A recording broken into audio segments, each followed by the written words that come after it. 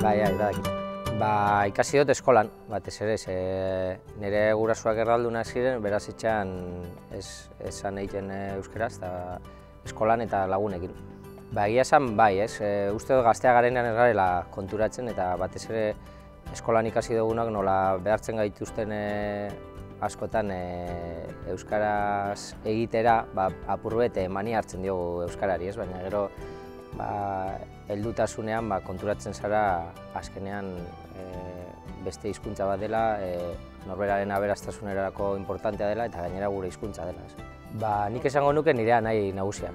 Otxandion ez zegoen futbol talderik eta pixkat berak sartu zidan ziria, berari asko gustatzen zitzaion futbola eta berak egin du nirekin irakasle lana edo ez.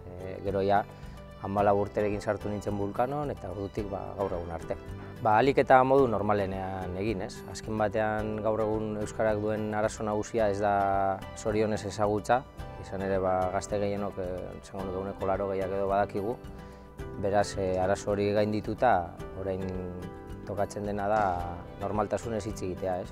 Ohitura hartzea euskaraz egiteko eta nik uste hori dela gakoa, ez? Ohitura kontua da hizkuntzarena, azken batean nik euskaraz dakien beste batekin ohitura hartzen badute euskaraz egiteko, euskaraz hitz egingo dugu beti, ez?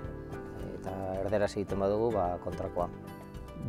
Ez dakit, nik jokalari asko, ez da bakarra, ez daukat horrela. Txikitan nire idoloa edo Romario eta Stoikov, eta atletiken Julen Joseba, baina gaur egun ez daukate horrelako referente handirik.